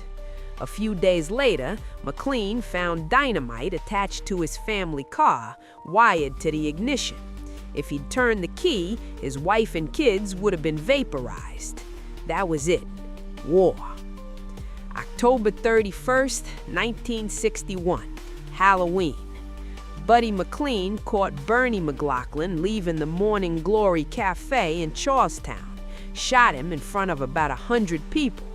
The war was on. Over the next 5 years, more than 60 men would be handled. Bombings, shootings, ambushes. Boston newspapers' obituary sections became known as the Irish sports pages. Barboza aligned himself with Buddy McLean and the Winter Hill Gang because Buddy treated him with respect and because Barboza loved the work. The bodies. August 4th, 1964. Barboza and McLean set up Harold Hannon and Willie Delaney, both McLaughlin associates. A woman lured them to an apartment. They went willingly. Barboza and McLean were waiting. They tortured Hannon for hours, blowtorch to his genitals. Medical examiners later confirmed it. Willie Delaney was there by accident, wrong place, wrong time. McLean gave him a bottle of whiskey and 10 sleeping pills, waited for him to pass out, then strangled him. Both bodies dumped. October 20th, 1965. Barboza and Francis Cadillac Frank Salemi went after Punchy McLaughlin, found him waiting for a bus in West Roxbury on his way to court for his brother Georgie's trial. Punchy had one hand, lost it in a previous attempt on his life. He was carrying a pistol in a satchel, but with one hand he couldn't draw fast enough. Barboza and Salemi shot him 9 times. Punchy dropped on the sidewalk. 11 days later, October 31st, 1965, Halloween again, 4 years after Bernie McLaughlin, Stevie Hughes ambushed Buddy McLean outside the Peppermint Lounge on Winter Hill. Automatic rifle. Shot McLean in the back of the head. McLean passed away 30 hours later. Barboza wasn't done. May 26, 1966. Barboza caught Connie Hughes driving home on Route 1 through Revere, pulled up alongside his car, opened fire. 60 bullets. 2 hit Connie in the head. September 23, 1966. Barboza and his crew found Stevie Hughes and Sammy Lindenbaum on Route 114 in Middleton. Drive-by shooting, machine gun fire. Both men handled instantly. With both Hughes brothers gone, the McLaughlins were finished. The war was over. Winter Hill won. Barboza had personally handled at least 6 men in 2 years. He was emerging as the most feared mob contract specialist in America. The problem. 1966. Barboza was powerful, but he had problems. First, he wasn't made, never would be. Not Italian. That limited how high he could rise. Second, the FBI was watching constantly, building a case. Third, his friends kept getting handled. November 15, 1966, Arthur Bratchus and Thomas DePrisco were lured to the Nightlight Cafe in Boston. Both were close to Barboza. Both had just raised $59,000 for bail. Mob soldiers shot both men, stuffed their bodies in the back seat of Bradshaw's car, dumped it in South Boston. The bail money was missing, too. December 8, 1966, Joseph Chico Amico was handled, another close friend, shot by mobsters on orders from Jerry Angelo. Angelo ran the Patriarca family's Boston operations. Barboza's crew was being systematically eliminated. The message was clear. Barboza was next. The arrest. January 1966, Barboza got into a fight with Joseph McLean, a police officer, slugged him, 6 months in prison. After his release, Barboza graduated from an expensive cooking school, got shipped out on the SS President Wilson to the Orient, working as a chef, trying to go straight. It didn't last. By late 1966, Barboza was back in Boston, back in the life. He got arrested on weapons charges, concealed firearms. The trial lasted 10 days. January 1967, convicted, sentenced to 5 years at Walpole State Prison. Barboza sat in his cell. His crew was gone. His friends were gone. Patriarca hadn't raised his bail. And according to Stephen Flemmi, Jerry Angelo and his brothers had plans to handle Barboza inside prison. Barboza had a choice: stay loyal, get handled in prison, or flip. The deal. June 1967. The FBI had been working on Barboza for months, promising protection, a light sentence, a new life. Barboza agreed to cooperate on one condition: he would never say anything to implicate his friend Vincent "Jimmy the Bear" Flemmi.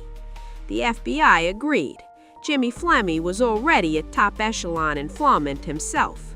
Barboza started talking.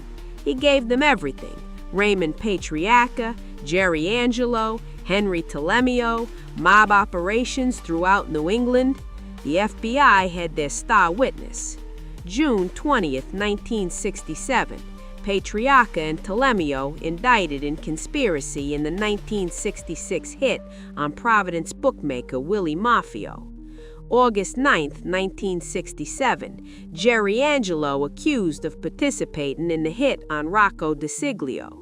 October 1967, 6 men charged with the March 1965 hit on Edward "Teddy" Deegan. Barboza testified at all 3 trials. The first trial, Angelo, not guilty.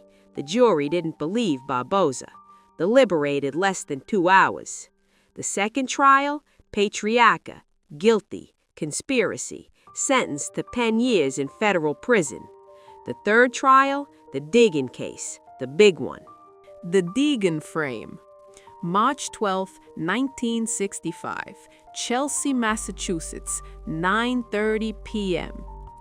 Edward "Teddy" Deegan was shot in an alley next to an office building.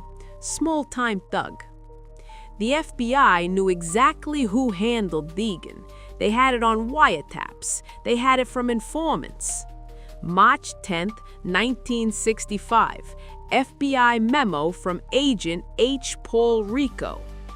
Vincent "Jimmy the Bear" Flemmi told informants that Ronald Casesso and Romeo Martin wanted to prove themselves to Patriarca. They wanted to handle Deegan. March 19, 1965, FBI memo to J. Edgar Hoover. Informants report that Ronald Casesso, Romeo Martin, Vincent James Flemmi, and Joseph Barboza, prominent local hoodlums, were responsible for the Deegan hit. The FBI knew Jimmy Flemmi handled Deegan, along with Barboza, Casesso, Martin, and Roy French. But Jimmy Flemmi was a top echelon FBI informant. The Bureau needed him on the street, providing intelligence. They couldn't charge him. And Barboza had promised never to implicate his friend. So Barboza lied. The testimony. October 5, 1967.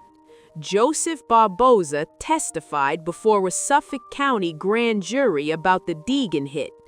He named 6 men: Peter Lamone, Louis Greco, Henry Tamalio, Joseph Salvati, Ronald Casesso, and Wilfred Roy French. According to Barbosa's testimony, Peter Lamone told him on January 20th, 1965, that Deegan's passing had been approved by Patriarcha. Lamone offered Barbosa $7,500 to handle Deegan. It was a complete lie. 4 of those men, Lamone, Greco, Tamilio, Salvati, weren't even there, had nothing to do with it. The FBI knew it. FBI agent Paul Rico knew it. They had memos proving it, but they let Barbosa testify anyway. May 1968, the Deegan trial ended. After 50 days of testimony and deliberations, the jury returned guilty verdicts. Peter Lamone, death penalty. Louis Greco, death penalty. Henry Tamilio, death penalty. Joseph Salvati, life in prison. Wilfred Roy French, life in prison. 6 men convicted, 4 sentenced to passing, 2 to life. Only 2 of them were actually involved in the hit. The other 4 were innocent, completely innocent. The FBI knew it. Barbosa knew it. Louis Greco had witnesses proving he was in Miami at the time of the hit, 1,500 miles away. The jury didn't believe them. FBI agent Paul Rico bragged at a mob party about convicting the 4 pigeons. The FBI called it acceptable collateral damage. The priority was taking down the Mafia, protecting informants. 4 innocent men were sacrificed. The protection. After testifying, Barbosa was sentenced to 1 year and a day in prison. Time served. He walked out after 5 months. The mob wanted him gone. $500,000 on his head. The FBI needed to keep him alive. Barbosa became the first person to enter the Federal Witness Protection Program, created specifically for him. The government promised him several things. 1, a no identity. 2, his own restaurant.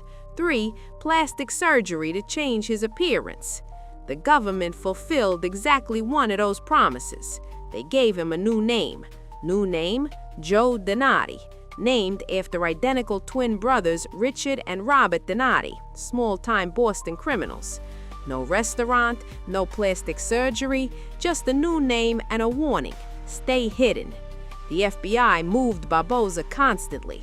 Thatcher Island off the Massachusetts coast, Fort Devens in Massachusetts, junior officers' quarters at Fort Knox, Kentucky.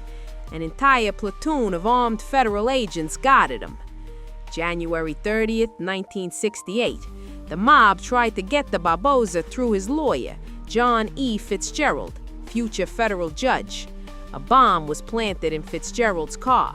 The blast blew off his right leg below the knee. Message: nobody connected to Barbosa is safe. California, March 1969. Barbosa was paroled from federal custody. The FBI relocated him to Santa Rosa, California. Barbosa tried to start over, enrolled in cooking school, French cuisine, wines, sauces. He was skilled, fluent in Portuguese, Italian, and Spanish, but he couldn't stay out of trouble. 1971, Barbosa was arrested for a second-degree hit in California, pleaded guilty, sentenced to 5 years at Folsom Prison. He served his time, got released in October 1975. 4 months later, he was gone. The hunt. Barbosa moved to an apartment in San Francisco's Sunset District, 25th Avenue, trying to keep a low profile. But he made a mistake. He befriended James Chalmers, small-time criminal originally from South Boston. Chalmers had connections, knew people in Boston, knew mob guys. Chalmers tipped off Jerry Angiola, told him exactly where Barbosa was living. Angiola sent 2 men to California, Joseph J.R. Russo, Antonio Spucky Spignola. Russo was a capo in the Patriarcha family, East Boston crew, known for his expensive custom suits, sharp features, full head of white hair, cold eyes. Ilario Zanino, a high-ranking Patriarca capo, later described Russo on FBI wiretaps as a genius with a carbine. Russo and Spagnola tracked Barboza, watched his routine, waited for the right moment. February 11, 1976. Barboza left Chalmers's apartment mid-morning, walking through his car, a 1972 Ford Falcon. He had a loaded Colt .38 in his jacket pocket, always carried it. A white van pulled up. Russo and Spagnola stepped out. Barboza saw them, reached for his gun. Too late. 4 shotgun blasts at close range. The first hit Barboza in the chest, blew him backward. The next 3 finished him. He dropped instantly on the sidewalk, never drew his weapon. Russo and Spagnola got back in the van, drove away, disappeared. The first person in the Federal Witness Protection Program, the first person eliminated while in it. The aftermath.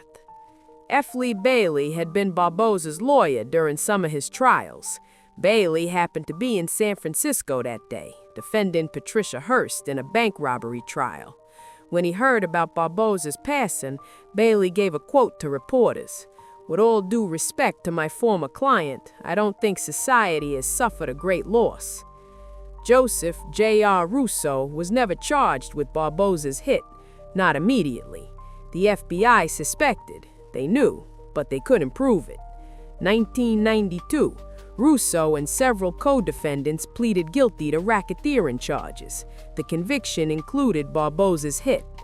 Russo was sentenced to 16 years in federal prison, acted as his own attorney during the trial.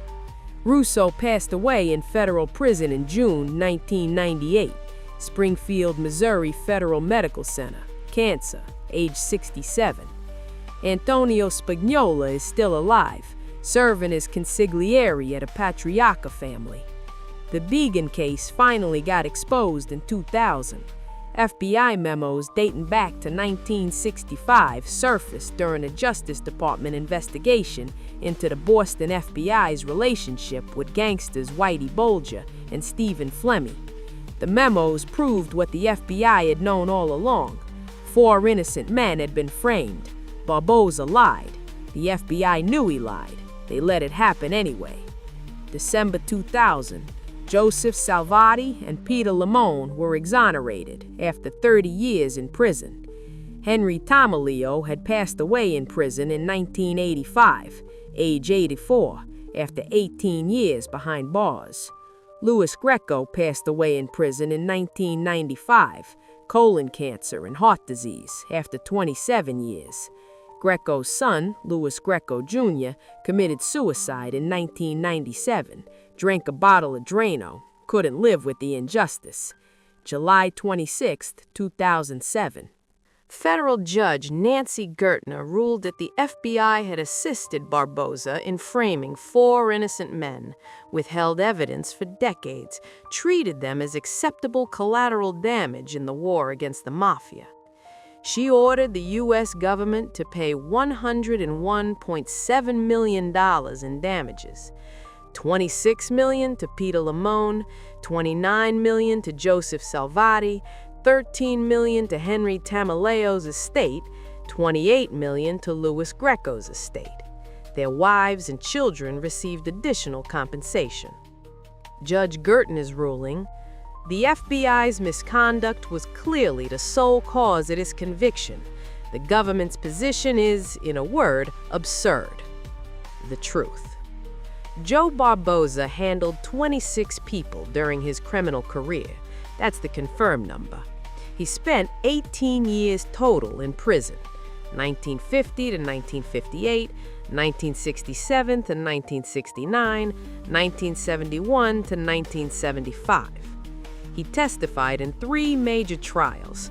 Patriarca got 10 years, 6 men convicted in the Deegan case. His testimony sent 4 innocent men to the electric chair, 2 others to life sentences. He framed 4 innocent men to protect his friend Jimmy Flemmi, and the FBI let it happen, encouraged it, covered it up. He lived 9 years in witness protection, longer than anyone expected. February 11th, 1976, age 43, 4 shotgun blasts in San Francisco. The animal got hunted down after all. Joe Barboza thought he could flip, testify, enter witness protection, live out his life under a new identity. He thought the government would protect him, keep him safe, give him a new start. The government used him, got their convictions, put a mob boss in prison, then left him exposed. The mob never stopped hunting him. $500,000, 9 years. They waited, they searched, they found him. And when they found him, they handled him the same way he'd handled others. Fast, brutal, final. Barboza's biggest mistake wasn't becoming an informant. It was believing the government cared about keeping him alive after he stopped being useful. His second mistake was thinking he could frame innocent men without consequences. 4 men went to the electric chair because of his lies. 2 spent decades in prison. The truth eventually came out. His third mistake was trusting James Chalmers, the friend in San Francisco, the guy who seemed harmless, who tipped off the mob, who set up the hit.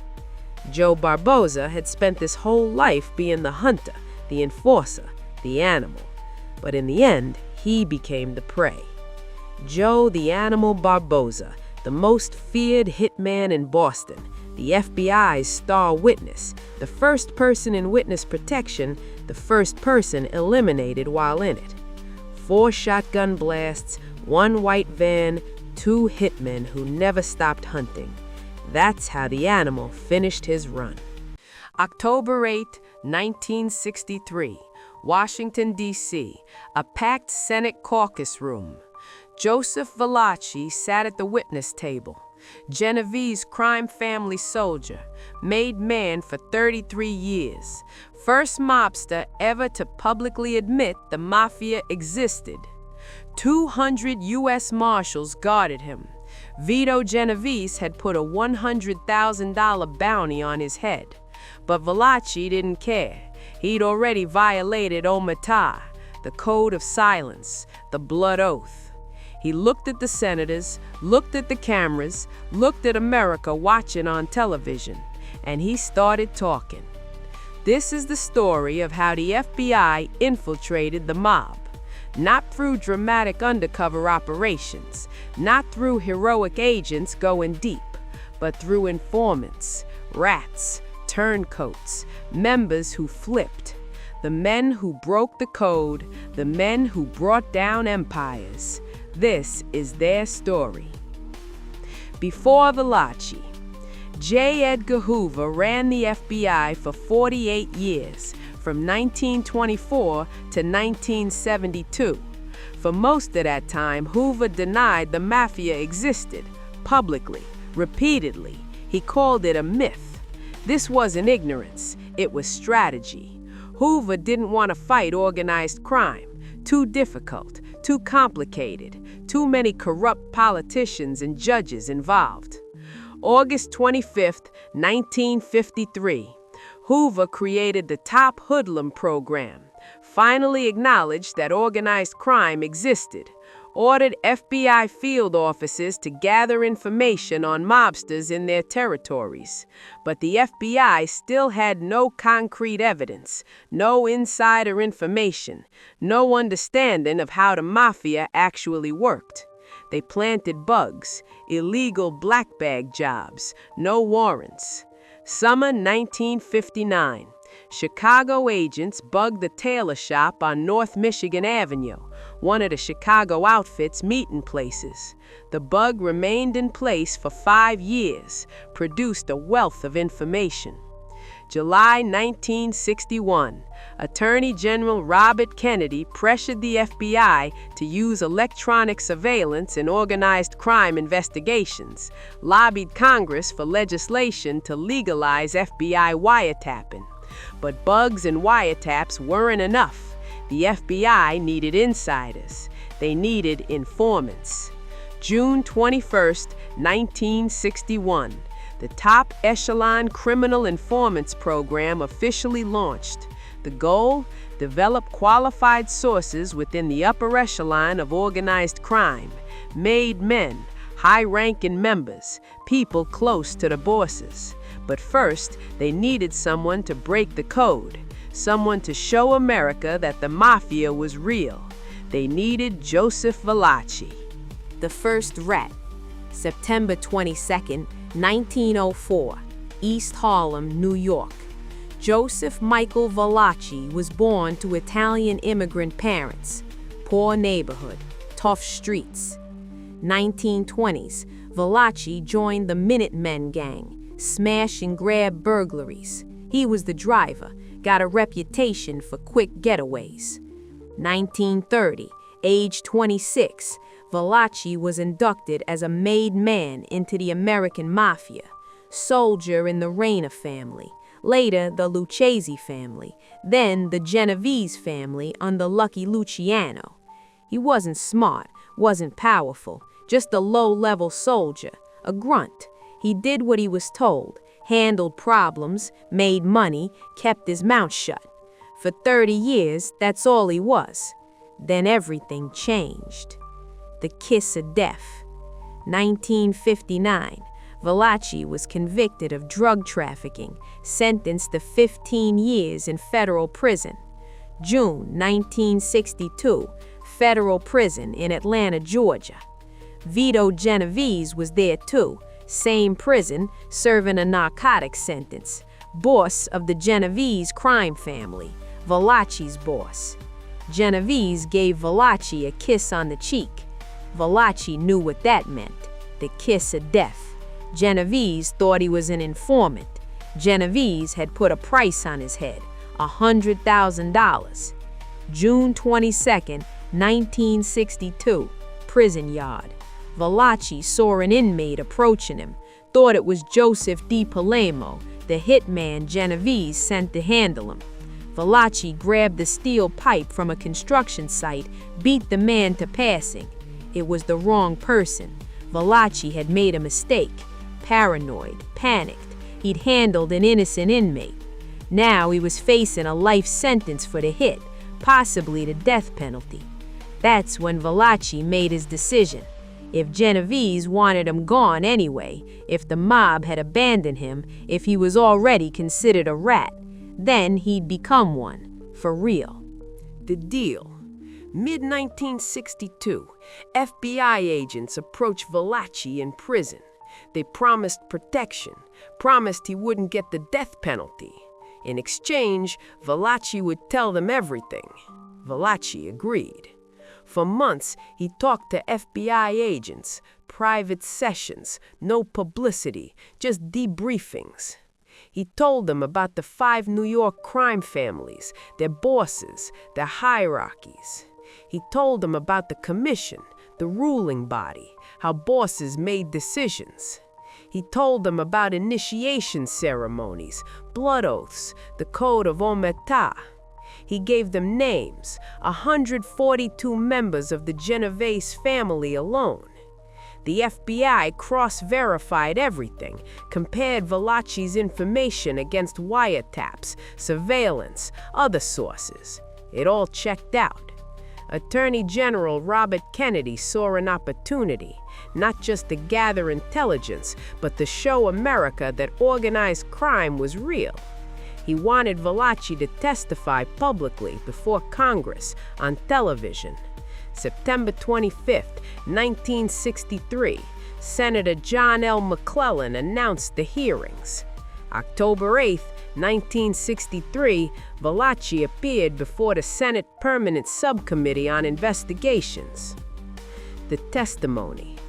The hearing room was packed. Senators, reporters, cameras, 200 U.S. Marshals guarding one witness. Valachi wore a dark suit, looked nervous but determined. He was sworn in, placed his hand on the Bible, swore to tell the truth. Then he started talking. For weeks, Valachi testified, gave America its first insider view of organized crime. He explained the structure, Soldiers organized into regimes, led by capo regimes. Regimes organized into families, bossed by capos. The families making up the commission. He named the 5 families: Gambino, Lucchese, Genovese, Colombo, Bonanno. He identified the bosses: Carlo Gambino, Tommy Lucchese, Vito Genovese, Joseph Colombo, Joe Bonanno. He described initiation rituals: the pricking of the finger, the burning saint card, the blood oath, live by the gun and the knife and die by the gun and the knife. He revealed the term Cosa Nostra, our thing, what members called the organization. When asked what he did for the Mafia, Valachi's answer was simple: I just go out and handle them for them. The testimony was broadcast nationwide, black and white television. Americans watched the real mobster explain how organized crime worked. Robert Kennedy called it the biggest single intelligence breakthrough yet in combating organized crime and racketeering in the United States. Valachi's disclosures didn't directly lead to many prosecutions. He was a low-level soldier, didn't know enough details about current operations. But he changed everything. He proved the Mafia existed. He explained its structure. He broke the code of silence. He was the first, but he wouldn't be the last. The program expands. After Valachi, the FBI's top echelon informant program exploded. Mobsters saw that cooperation was possible, that the FBI could protect them, that there was life after the Mafia. Within years, federal laws changed. Court-ordered wiretaps became legal. The Federal Witness Protection Program was created. The RICO Act passed in 1970. RICO changed everything, allowed prosecutors to go after syndicate leaders, not just for individual crimes, but for running criminal enterprises. To build RICO cases, the FBI needed insiders, top echelon informants, and they got them. The Weasel. Aladena Jimmy the Weasel Fracciano, Los Angeles crime family, acting boss under Dominic Brooklyer. Late 1970s, Fracciano's old mob body suspected him of treachery, made threats against his life. Fracciano sought government protection, entered witness protection. As a 10-year paid informant, Fracciano provided information that led to numerous arrests and testimony in multiple trials. He was intimately familiar with crime families in the American West and Midwest, knowledgeable about organizations across the country. Fracciano became a valuable high-level Mafia informant, not as famous as Valachi, but more useful. He knew current operations, active schemes, living mobsters. His testimony helped dismantle West Coast operations. The Bull. Salvatore Sammy the Bull Gravano, underboss of the Gambino crime family, John Gotti's right-hand man. 1991, Gravano was arrested with Gotti, facing life in prison on racketeering charges. The FBI had wiretap recordings, Gotti questioning Gravano's integrity, bad-mouthing him, blaming him for problems. Gravano heard the tapes, realized Gotti would throw him under the bus. Gravano made a decision. He became the first high-ranking New York mob underboss to turn state evidence. His testimony sealed John Gotti's conviction on 13 counts in 1992. The Teflon Don finally went to prison for life. Gravano later got busted as part of a drug ring, served more time, released in September 2017. He showed that there was life after bringing down the toughest gangsters. The first induction recording. Angelo Sonny Mercurio, Patriarcha crime family, Boston, 1987. Mercurio became an FBI informant after electronic surveillance at his food shop gathered evidence of extortion.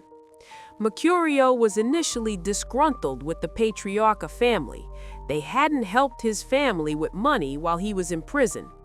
Meanwhile, Whitey Bulger and Steve Flemmi, both FBI informants themselves, gave his girlfriend money every week. FBI agent John Connolly recruited Mercurio, brought him into the top echelon program. 1989, Mercurio informed the FBI about an upcoming family induction ceremony at a home in Medford, Massachusetts. Mercurio surreptitiously recorded the ceremony, first time in U.S. history that a mob induction was taped. Attendees included Raymond Patriarca Jr., underboss Nicholas Bianco, consigliere Joe Russo, multiple capo regimes. While the ceremony was taking place, Mercurio even turned down the television volume in the home to improve the recording quality. Mercurio's recordings led to the prosecution and conviction of dozens of criminals. 1991, Patriarca pleaded guilty to racketeering and conspiracy charges, sent to prison for 7 years. The recording became a cornerstone of FBI mob investigations. Finally, they had proof of the induction ritual in the members' own voices. The dark side. The top echelon informant program had a dark side. Some informants were protected serial criminals. The FBI knew they were handling people, committing crimes, breaking laws, but the Bureau protected them anyway because they provided valuable intelligence. James Whitey Bulger, Winter Hill Gang, Boston. 1975, FBI agent John Connolly convinced Bulger to become an informant. For 15 years, Bulger provided information on rival gang members. In exchange, Connolly gave him protection from prosecution, ticked them off about investigations, let him build a criminal empire. Bulger handled multiple people while working as an informant. The FBI knew. FBI agent John Connolly knew. They let it happen because Bulger was helping them take down the Patriarca family, the Italian mob. That was the priority.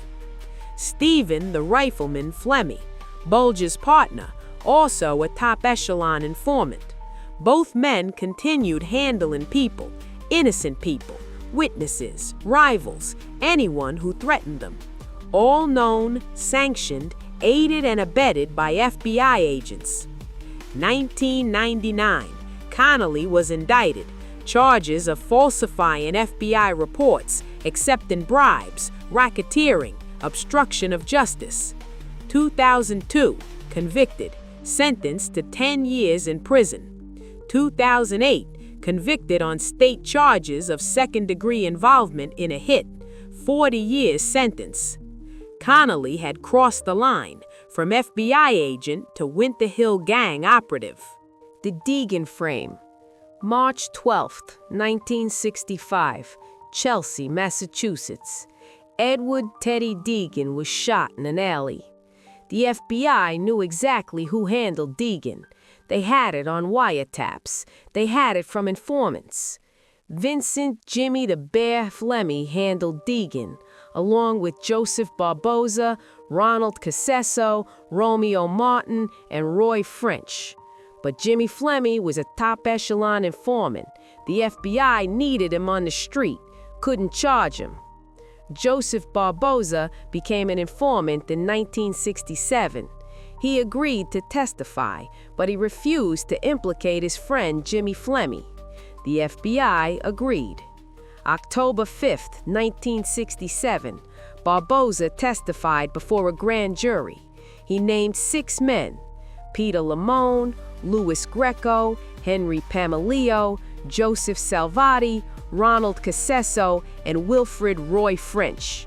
It was a lie. 4 of those men, Lamone, Greco, Pamelio, Salvati, weren't even there, had nothing to do with the hit. The FBI know it. FBI agent Paul Repo know it. They had memos proving it. But they let Barboza testify anyway. May 1968, trial ended. Jury returned guilty verdicts. Peter Lamone, death penalty. Louis Greco, death penalty. Henry Tamalio, death penalty. Ronald Casesso, death penalty. Joseph Salvati, life in prison. Wilfred Roy French, life in prison. 4 innocent men sentenced to the electric chair, 2 others to life, to protect FBI informants. Henry Tamalio passed away in prison in 1985 after 18 years behind bars. Louis Greco passed away in prison in 1995 after 27 years. Greco's son, Louis Greco Jr., committed suicide in 1997, couldn't live with the injustice. December 2000, Joseph Salvati and Peter Limone were exonerated after 30 years in prison. July 26, 2007, federal judge Nancy Gertner ruled that the FBI had assisted Barboza in framing 4 innocent men. She ordered the U.S. government to pay $101.7 million in damages. Judge Gertner's ruling: the FBI's misconduct was clearly the sole cause of this conviction. The government's position is, in a word, absurd. 2003, a congressional committee called the FBI's Organized Crime Informant Program one of the greatest failures in the history of federal law enforcement. The undercover agent, Joseph Pistone, FBI agent, undercover name, Donnie Brasco, 1976 to 1981, 5 years undercover, infiltrating the Bonanno crime family. No FBI agent had made it inside the mob like that before. The agency had to rely on informants. Pistone posed as a mobbed-up jewel thief, wore a wire to record conversations. Years in, he'd penetrated the upper levels.